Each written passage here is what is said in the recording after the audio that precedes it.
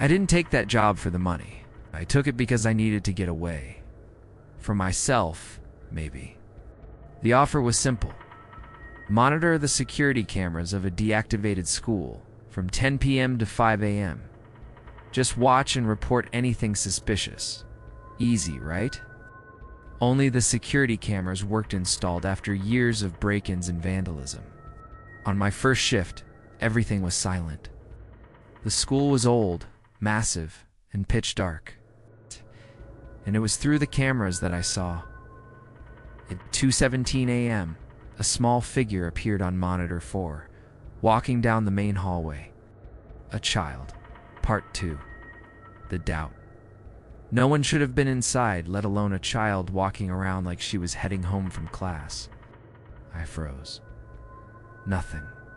The school had been closed for 5 years. It's all entrances locked with chains. I switched to another feed. The door to Sector C creaked open. Same hallway. Same camera above me, now watching me. Back to monitor 4. She was gone. I zoomed in. Hallway was completely empty. Something told me to check it out. I grabbed my flashlight and headed to that corridor. Total silence. But I felt it. It's like something had just passed through there seconds ago. Part 3. The first proof. I ran back to the monitoring room, like she wasn't part of this world at all. Rewound the footage. There she was walking slowly, head down, barefoot. But something felt wrong about how she moved, like she wasn't walking. She was gliding, floating. I paused the footage and adjusted the brightness. That's when I noticed it. No shadow. There was no shadow behind her. And the very next second, the camera feed went black. Part 4. The pursuit. I should have left. Lied. But something inside me needed answers. I called my supervisor. No answer. I decided to make a round. As I walked past the old principal's office, I heard it. A whisper, coming from room 102. You can see now. The voice felt inside my head, not human, like a radio-static whisper. I opened door 102 slowly, my flashlight shaking in my hand. She was there, in the corner, facing the wall. As the beam touched her back, she started turning, slowly, too slowly, where her face should have been. There was only smooth, pale skin. Part 5. The ending. I ran. I thought I was. Didn't think, just ran. But the hallways stretched endlessly. Doors I'd left open were now locked. When I finally reached the control room, the power was flickering. The cameras came back for a moment. All of them showed the same image. Me, standing in the hallway, staring at the camera. But I was in the room, at least. The last thing I heard before everything went dark was the child's voice again. Now you're stuck here too. Working the night shift at a prison is never peaceful. But at that facility, something was wrong from the start. I'd been hired to monitor cameras and the internal intercom system. Nothing major or so, they said. On my second week, at exactly 3:12 a.m., the intercom buzzed. Internal line, cell 13. Problem, cell 13 had been empty since an inmate suicide 3 years earlier. I grabbed my radio. The block guard confirmed. Locked down. No one inside. But the intercom rang again, and this time, a whisper came through. I'm still here. Part 2, signs in denial. I chalked it up to a glitch. Crossed wires. An echo. Ignored it. 5 minutes later, it clicked on against cell 13. Can you hear me now? It's the same voice, hiss louder, more urgent. I raced to the block's control room. The cell 13 camera feed was pure darkness. No flicker of life. But in the bottom corner of the frame, something scrawled itself on the wall in something dark. Here, I spun around, heart pounding, and tried to kill the intercom. It powered back on. A deadpan whisper. I never left. Part 3. Hidden Truth. The next morning, I cornered a veteran guard. He hesitated, then spoke. Cell 13. Best leave it alone. The guy who died there said he heard voices, claimed the cell was alive. I learned the inmate had hanged himself from the ceiling, staring into the camera until his last breath. Witnesses said he was smiling. No one could erase the data from Cell 13. Technical logs were wiped clean. That night's recordings, all corrupted. Since then, Cell 13's power remains active, even when the block is shut down. Part 4. The return. The very next night, I was back on shift. At 3:12 a.m., the intercom buzzed once more, but this time the camera showed movement. A figure stood up, back to the lens, head bowed. I sprinted down the corridor.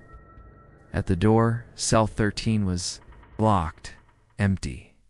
Then the lights flickered, and I heard it. Chains being dragged across concrete. I threw myself at the monitor and rewound the feed. The instant I appeared on screen, the figure inside turned its head and stared right at me. It was me. Part 5 open. Terrifying end. I requested a transfer. Nobody believed me. Then yesterday, the new night operator sent me a voice note. Dude, Cell 13 just rang.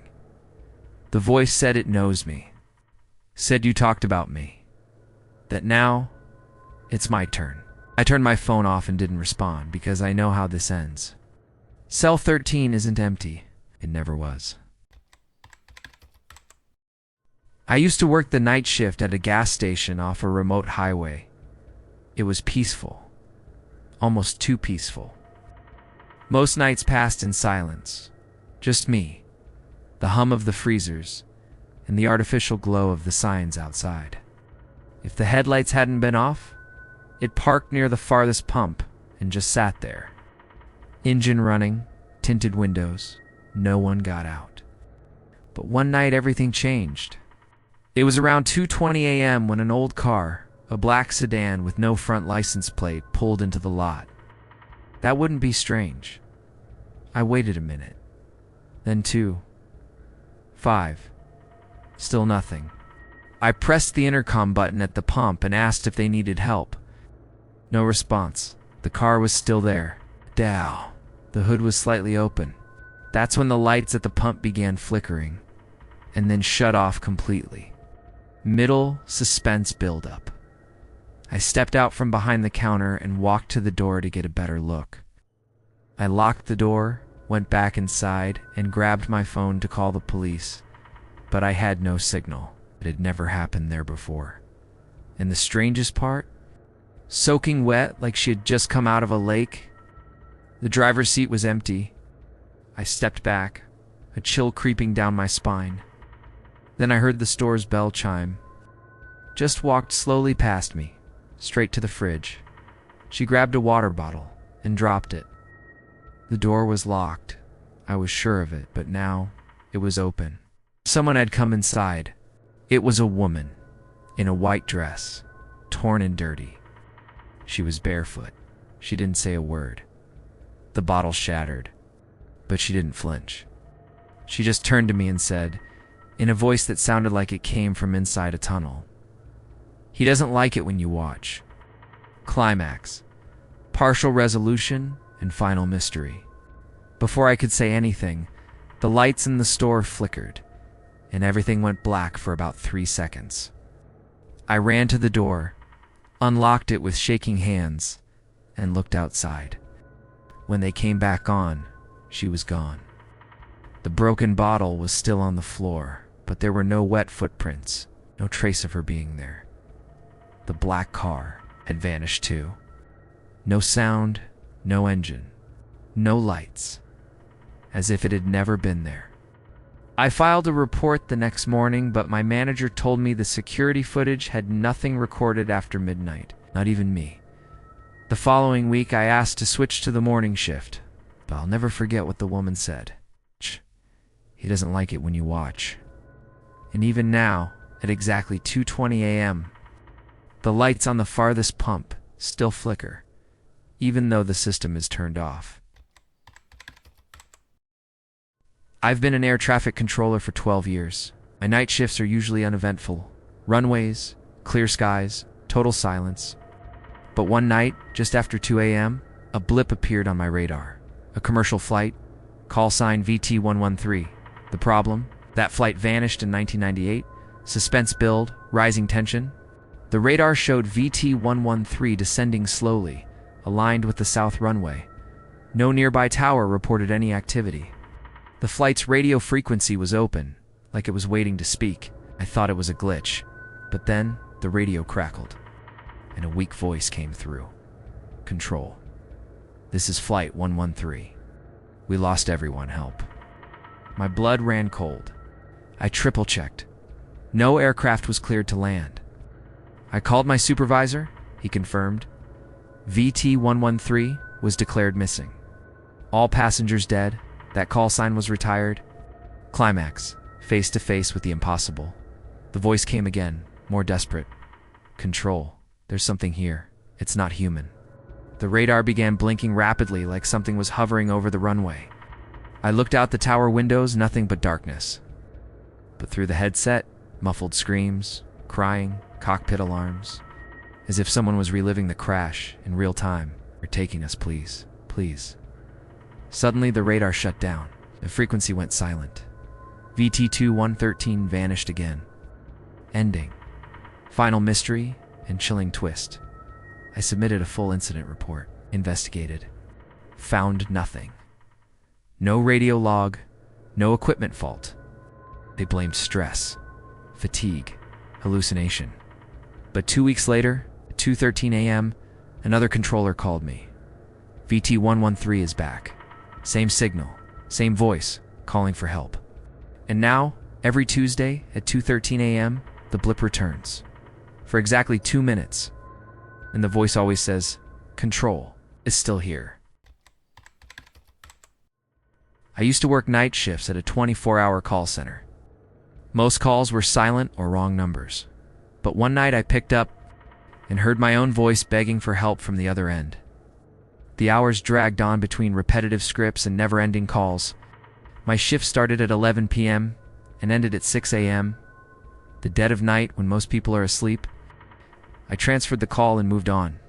The silence outside clashed with the pressure of nonstop ringing. Working overnight in a 24/7 call center was exhausting. Nothing but static. I dismissed it as a glitch. But 5 minutes later, it rang again. I picked up. That Tuesday, around 1:13 a.m., I answered a call with no number on the screen. Hello. Silence. Just a distant breath. I was used to weird lines. Maybe a butt dial or wind in the mic. Rising suspense. This time I heard faint whispers, like someone talking from behind a curtain. I kept calm. At 2:20 a.m., another call. This is the 24-hour line. How can I assist you? Then a raspy whisper replied, Help. My chest tightened. That wasn't a script. It was real. I tried to trace the call, but the system read private. I asked again, Who is this? Where are you calling from? No answer, just a soft sob, and the line cut off. I hesitated before hanging up. Something felt ... wrong. Confrontation, whether coincidence or not. At 3:07 a.m., the phone rang again. I swallowed hard and answered. 24-hour center, how can I help you? A silence. Then I heard it. Help me. Get me out. Someone was imitating me, but it was my own voice. My tone. My rhythm. I hit record on the line and called my supervisor. No answer. The office was empty. Just me and the screens glowing cold and lifeless. As I walked, I heard the front desk phone ring. But the reception was locked. No one else should have been inside. Is this a joke? I asked, trying to stay in control. Then the same whisper, slower. You said you'd help me. Climax and twist. Panic set in. I hung up and ran to the server room to reset the phones. Back at my desk, the internal line blinked. I answered. The fluorescent lights flickered off. I knew I'd never return for another shift. Hello? A chaos of voices replied. All my voice, overlapping, out whispering help me in different tones, like broken recordings stacked on top of each other.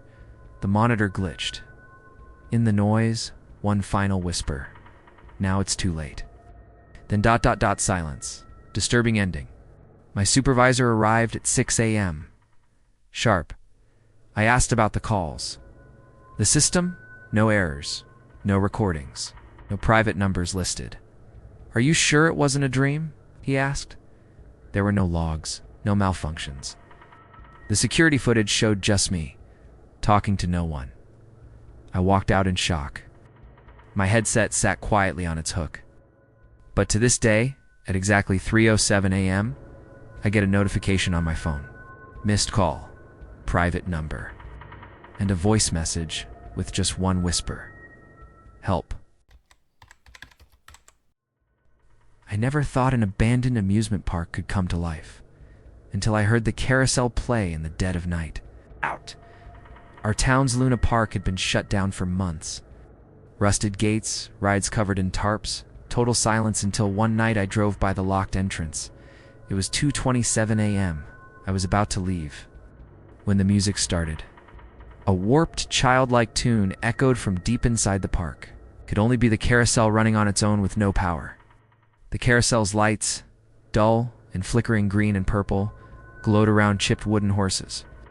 The motor's creak sounded ancient, impossibly alive without electricity. Part 2. Curiosity and Fear. Every step crushed dry leaves. The music cut out for a single heartbeat as I passed the guard booth.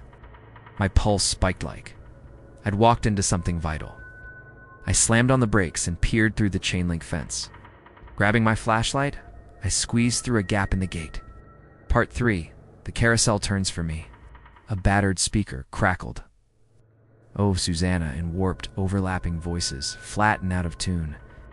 I reached the carousel's center. It spun slowly, horses bobbing, as though an invisible operator pulled the lever. My flashlight clattered to the ground, and the music blared in full volume.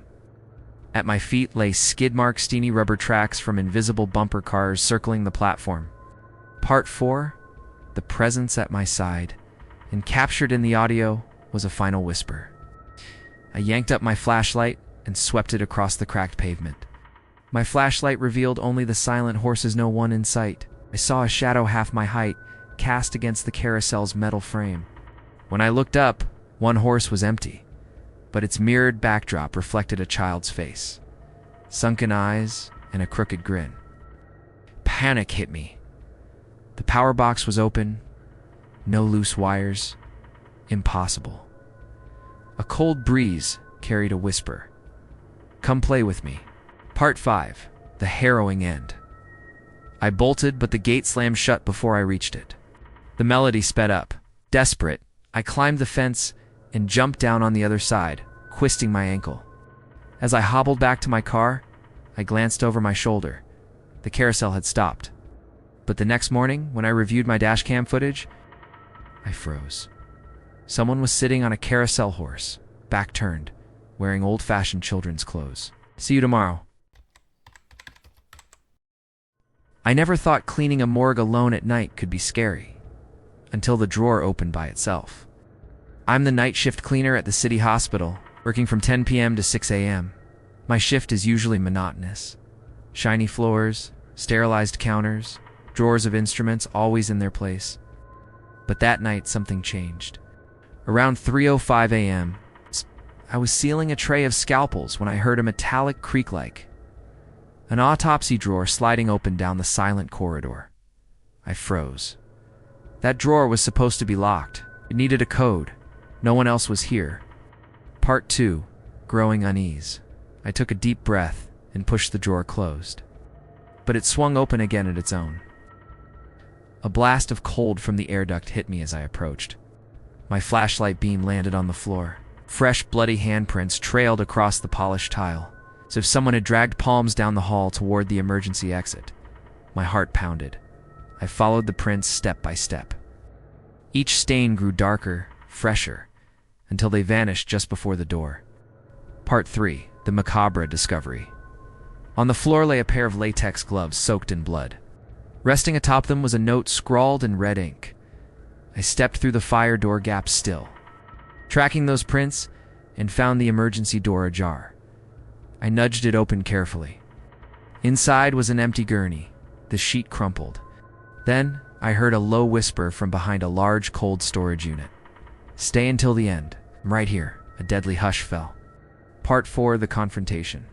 Its skin twitched, as if breathing. The corpse's arm lifted and scraped the glass from the inside. It rattled, but wouldn't open. The body inside lifted its head dark. Living Izan smiled with cracked, desiccated lips. I crept toward the freezer. Its white walls cast a ghostly glow on my frozen face. The glass door was shut. But something moved inside. A body lay on the autopsy slab, but it wasn't lifeless. Trembling, I pounded on the glass and shouted, "Shh." Part 5, the agonizing end. I sprinted to the control room and cut the morgue's power. The lights flickered and died.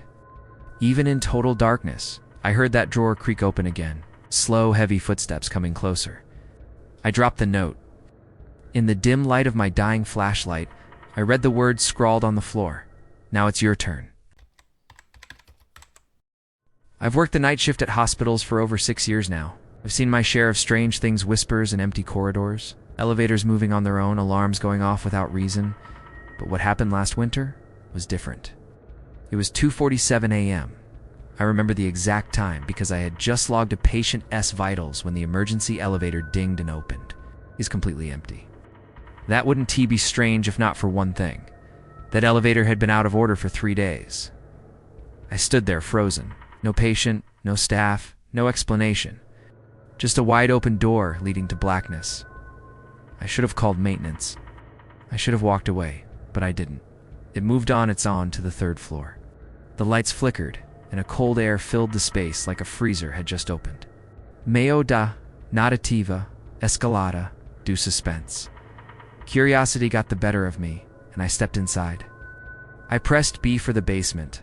The elevator didn't budge. But then, when the doors opened, the hallway was dark, pitch black. That didn't make sense. The 3rd floor was the ICU, always lit, always staffed. Took a cautious step out. That's when I heard the breathing. Ragged, raspy, and close. Too close. The thing started walking toward me. Slow, heavy steps echoing on the tile.